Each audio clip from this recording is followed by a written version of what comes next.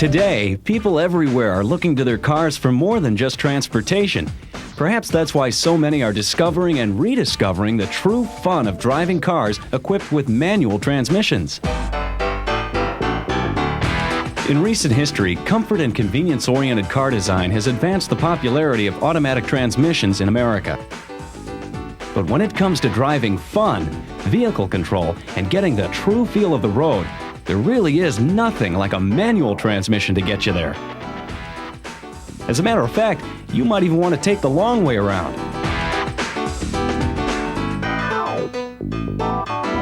There's a practical side too. On the average, manual transmission vehicles get better fuel mileage than those with automatic transmissions. They offer quicker acceleration and put the total driving experience in the hands of the driver. Manual transmissions are less expensive to purchase than automatics, and as anyone who's driven them will tell you, they're a blast to drive.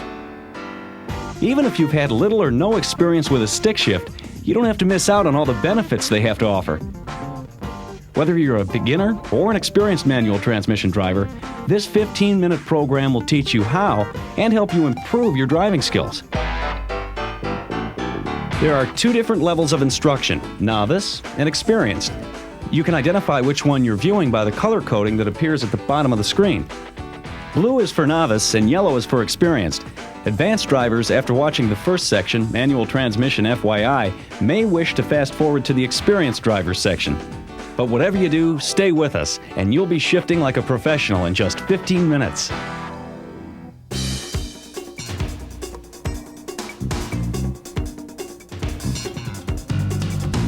This session of the 15-minute driving school is being conducted at Volkswagen's testing facility near Phoenix, Arizona. The car we're learning to drive is the very popular Volkswagen Jetta. Our professional driving instructor today is Rich Rutherford from the Skip Barber Racing School. You don't have to be a professional driver to master the techniques needed to drive a 5-speed. I've been driving a stick for about 5 years now. It's not that I don't know how to drive a stick, it's just that I'm wondering if maybe you can't teach me a few secrets. And I've driven a stick shift a few times, but trust me, it wasn't a pretty sight. I've never driven a standard before, so don't make fun of me if I stall the car out a time or two. I've driven a stick before, but I'm basically here to learn technique and to learn how to do it the right way. Well, our 15 minutes is already ticking away, so let's get started. The reason why we picked the Jetta is for a combination of different reasons. It has spirited performance, car handles great, ease of control, it has excellent response to driver input, but most importantly, it's a lot of fun to drive.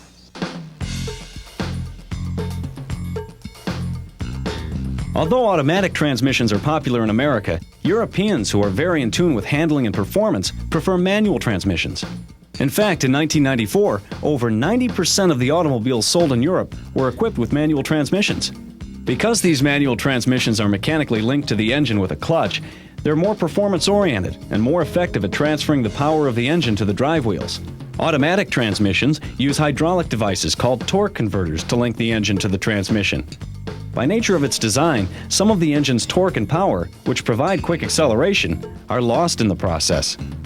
The manual transmission, however, offers more control, giving the driver a feeling of power off the line when passing on the highway, and overall more fun with the driving experience. Because manual transmissions are more efficient than automatics and usually weigh less, they generally get 3 to 5 miles per gallon better fuel economy. Today's shift technology has less distance between the gears, making the manual transmission easier to shift than ever before. And something everyone can appreciate is that a manual transmission vehicle costs approximately $875 less than an automatic. But who is the manual transmission driver? Could be just about anyone. Man or woman, young or old, experienced or novice. But one thing they have in common is the love they share for driving and the exhilaration of being in control. They prefer more out of the driving experience and have been described as adventurous and performance-oriented with a youthful outlook on life. Free spirits, but with a practical side that enjoys the economy and purity of the manual transmission.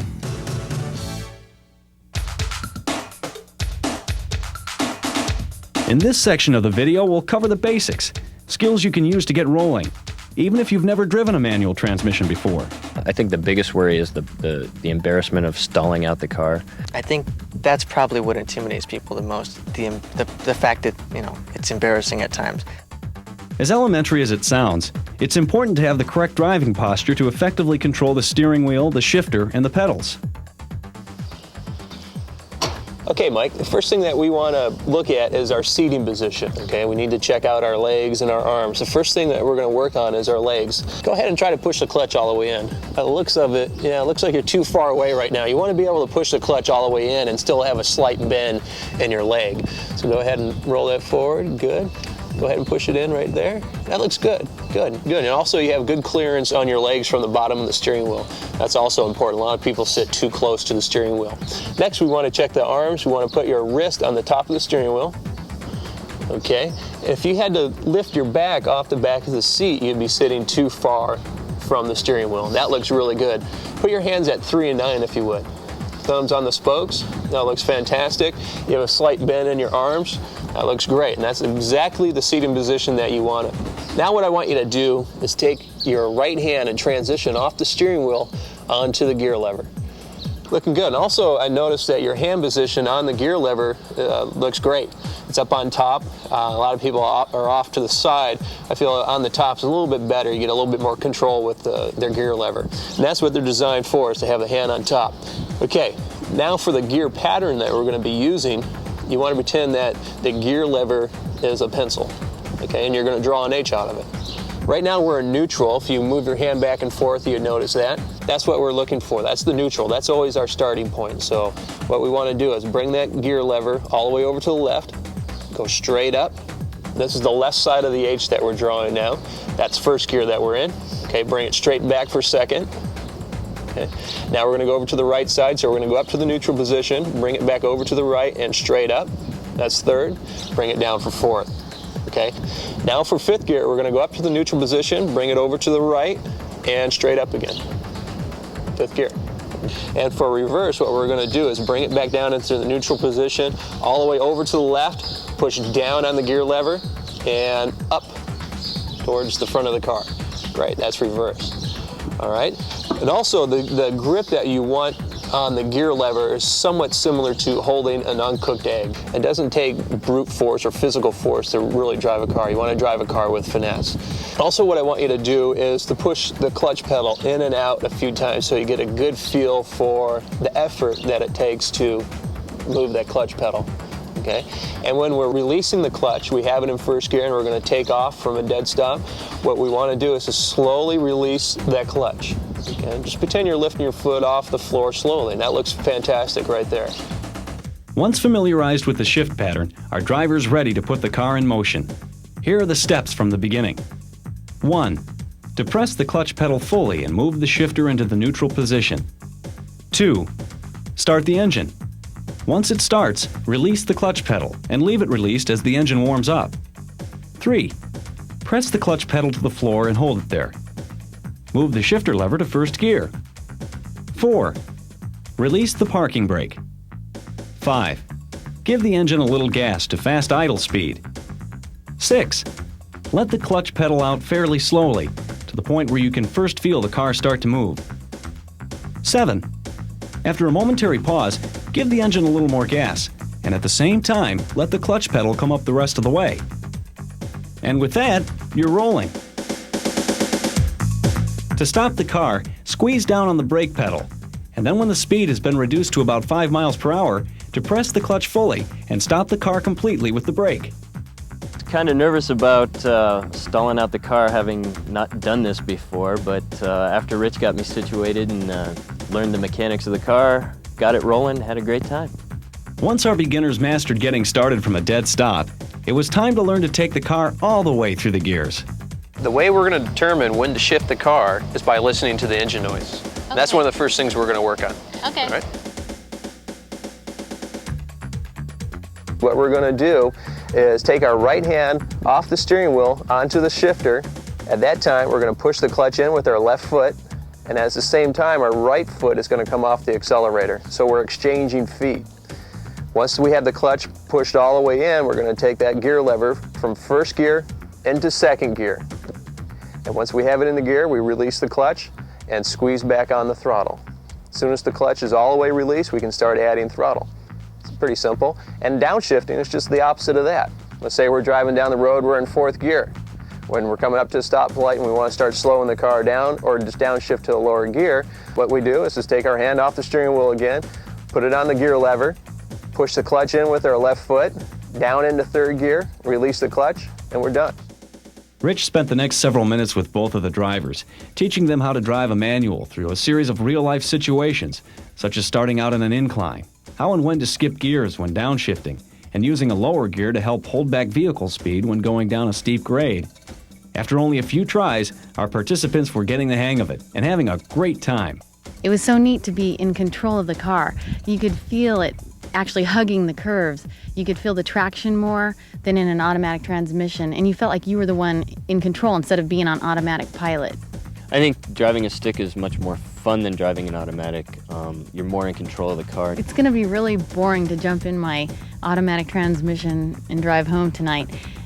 I had so much fun driving the standard transmission. It made it more fun. It made driving fun. Now it's time to check in with our experienced drivers to learn some more advanced shifting techniques.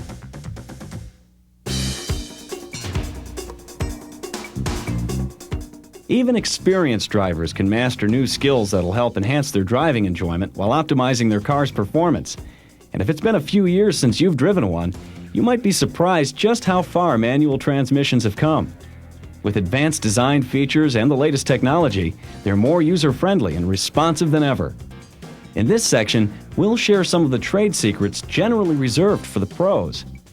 Okay, Lisa, there's two things you want to think about when you get into the car and start driving. It's the hand position on the steering wheel, 3 and 9 with your hands. And also, if you're not shifting the car, both hands should be on the steering wheel. Right. So let's go ahead and get in and we'll start driving. Okay. Always make sure your shift motion is smooth, not fast and jerky. A common mistake people make when they performance drive is to think they have to really shift quickly and forcefully. But in reality, that won't make you shift any faster. It's just inefficient and hard on the equipment. Okay, when you're downshifting, going into a corner, it's very important to have that downshift completed before you start turning the car in for the turn. Completed doesn't mean just into the next lower gear with the clutch still in. Completed means releasing the clutch before you start turning the car. The reason for this is that we want the car stable as we're going into the corner. If the car is stable going into the corner, the car is going to be better balanced. It's going to be a smoother ride all the way through. Most people, as they're coming up into the corner and want to downshift, they'll put it into the next lower gear, but their foot stays on the clutch as they're going into the corner. As soon as they release the clutch, all the weight shifts to the nose of the car, and now we have an unbalanced car. We have all the weight on the front tires, not too much on the rear, so the car is not going to feel as smooth or as stable going through the corner. So as you're going up into the corner, go into the next lower gear, clutch out before your hands actually start turning the steering wheel in for the turn.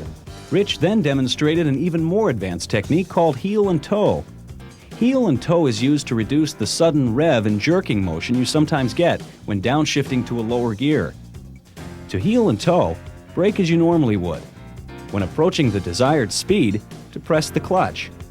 With the clutch in and keeping an even pressure on the brake, use the heel of the right foot to rev or blip the accelerator momentarily to a higher RPM.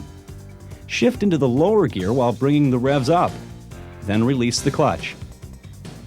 The higher RPM achieved in revving or blipping the engine anticipates the RPM range of the lower gear and creates a better match for smoother and more efficient downshifting.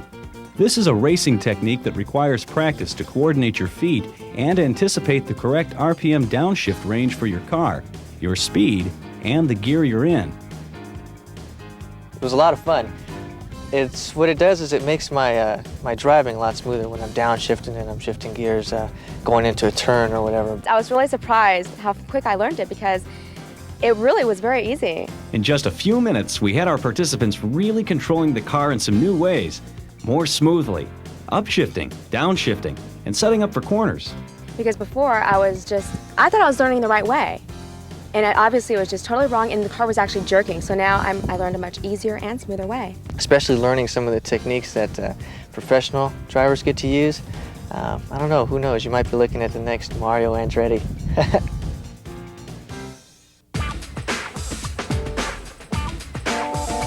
Well, our 15 minutes are almost up. In this video, we've explored the differences between manual and automatic transmissions, seen how much fun the 5 speeds can be to drive. learned techniques to improve the skills of both novice drivers and veterans, and watched our Phoenix group go through their own learning experience. And what exactly did they learn? They learned why Europeans prefer manual transmissions, that they're less expensive than automatics, get better fuel efficiency, offer better performance, and most importantly, that they're fun and easy to drive. Today's 5-speed manual transmissions, like the Volkswagen Jetta featured in this program, offer the driver a whole new level of involvement in the driving experience. Driving a manual transmission is simple. The more time you get at it, it becomes second nature. And most importantly, driving a manual transmission is a lot more fun. I think I'd like to go out and actually buy a standard now that I don't have to be intimidated by it, and it's more fun than the automatic. Well, I really feel that I got a lot of control out of the car, and that's what I came here to learn, and I did. When you're in an automatic car, it doesn't really feel like you're doing anything. You're just sitting there. I personally like to be in control, and driving a 5-speed gives me that control. I don't see why anyone should be intimidated by it. It was so easy, and if I can do it, anyone can do it. They're cooler too. Driving this little Volkswagen around, I had a great time. It was kind of fun. Like to do it again. Oh, it was phenomenal. Oh my God, it was so exciting. It was just absolutely, I can't even explain it. I had a blast today. I mean, I don't want to leave. I'm having so much fun. Maybe I'll get out there and start racing.